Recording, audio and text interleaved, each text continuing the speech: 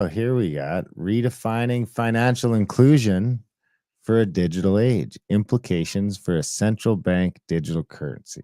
This is from Bank of Canada, from the Bank of Canada. We have the acknowledgments here, but they didn't acknowledge being on Indian land, so I'm a little offended by that. Introduction. Policymakers and experts agree that digital technologies have advanced more rapidly than any other innovation in recorded history. Canada is no exception. And while digitalization was well underway before the COVID-19 pandemic, shifts in consumer behavior and technology use have since accelerated or are expected to continue. This trend is particularly relevant when considering how Canadians make payments and manage their money.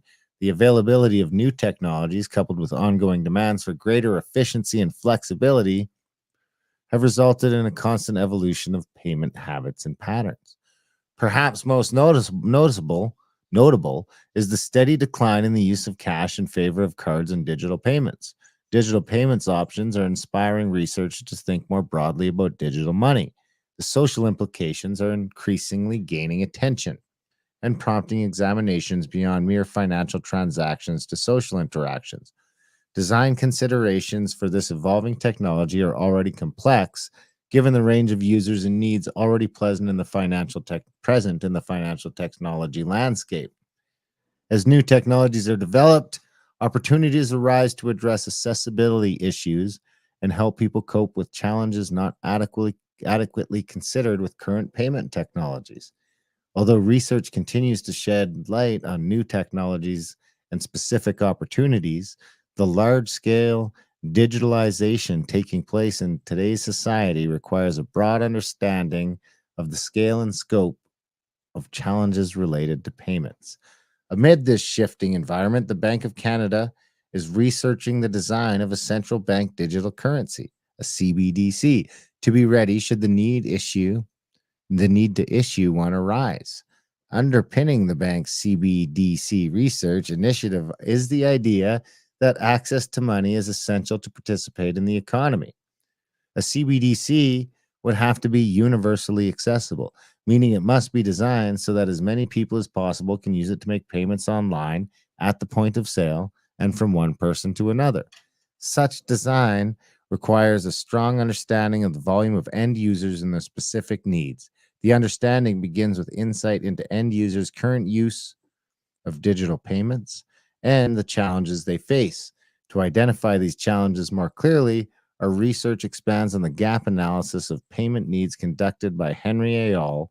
2023, which suggests that most Canadians face few gaps in the payment market by looking in variations in quality and experience.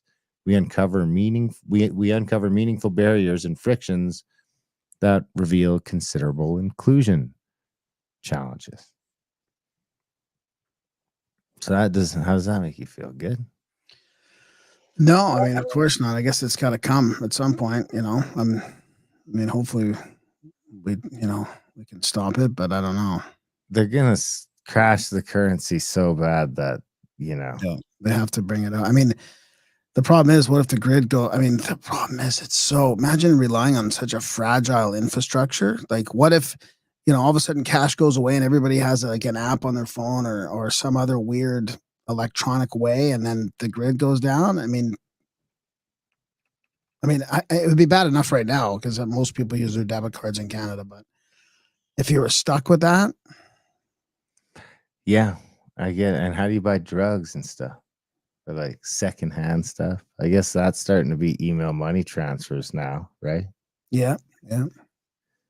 As we noted earlier, the World Bank defines financial inclusion as when individuals and businesses have access to useful and affordable financial products and services that meet their needs.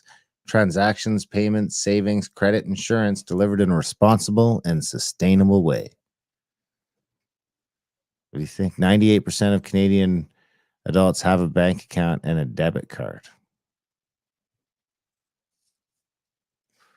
While Canadians have a diverse range of payment habits, certain trends have emerged across different demographics. For example, 43% of Canadians stated that the COVID-19 pandemic had changed their payment preferences to digital, and contactless for the long term.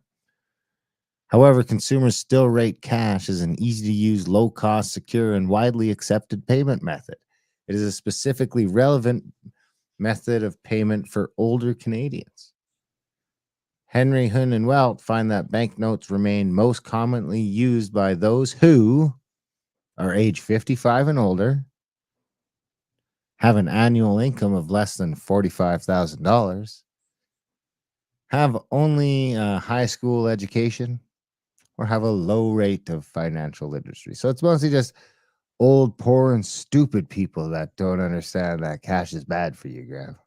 You're not old, poor, and stupid, are you? I don't think we need to do the financial literacy thing. Let's jump here. Let's get into this a little bit, I guess. To further understand financially vulnerable communities, we consider the findings of a study of 40. Can you imagine trying to get fucking Indians to use digital dollars? We consider the findings of a study of 49 First Nations reserves in Canada that are more than 100 kilometers away from a ABM or financial institution. The results show that these areas have poor access to cash sources. Oh, so they're better off with digital dollars. Yeah. And in-person financial services, as well as limited access to digital payments and electronic banking. These same communities are ranked among the lowest in Canada, according to a measure of community well-being. These findings are significant across multiple dimensions. They demonstrate a double marginalization in that many of the users in these demographic groups face both financial exclusion and digital exclusion. Wow. They highlight the relationship between financial inclusion and equity across vulnerable and remote populations. And they underline opportunities for future innovations, especially in the realm of offline digital payments in regions where online connectivity may remain unreliable in the near term. Digital inclusion. As noted earlier, the United Nations defines digital inclusion as equitable, meaningful, and safe access to use, lead, and design digital technologies and services and provide associated opportunities for everyone everywhere. Doesn't that sound just great? Yeah. In Canada, those who struggle with digital inclusion, I still don't even know what the fuck that means, may have no phone, no internet access, and low technology literacy. The UN has also reported that the digital divide, unequal access to digital opportunities, exposes and increases existing inequalities. In this context, digital inclusion is a key factor for universal accessibility of payments. Users who lack digital connectivity cannot currently benefit from the online economy or new payment innovations, and as a result, also lack financial inclusion. Let's jump down to the conclusion. So you think it's coming, eh? Oh, yeah. Yeah, for sure. Here, I'll read this. Here. Implications for a central bank digital currency and the design of digital payments. When we consider the three types of inclusion that together contribute to universal accessibility of digital payments, financial inclusion, digital inclusion, and accessibility, we can find opportunities to reduce barriers and improve access. While a high volume of users can access bank accounts and the internet, variations in the quality, cost, and experience suggest that barriers to inclusion remain. How many times can they say inclusion? Even when these services are accessible. The key takeaway from the research is the extent to which many of the barriers to digital payments are deeply embedded into the wider societal infrastructure. The implications of this are twofold.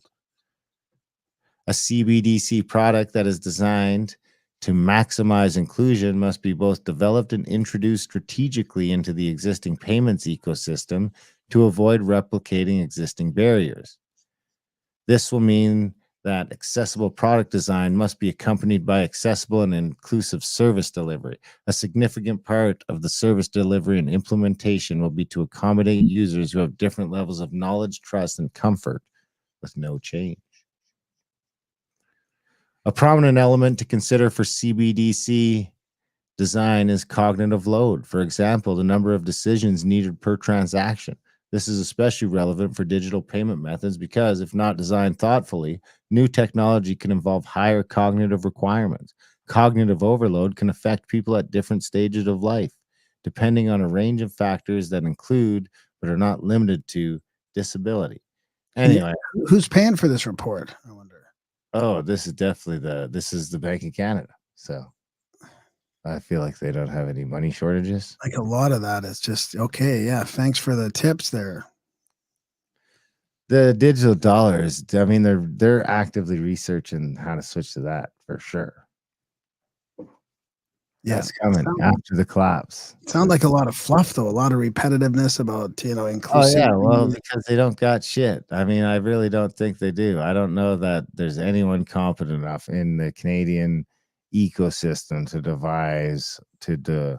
design Divisor CBDC. our Canadian crypto coin that's not going to fucking stop working nearly immediately. They're gonna break everything, including the like pension programs. So I don't see how they could run a digital dollar. I really don't.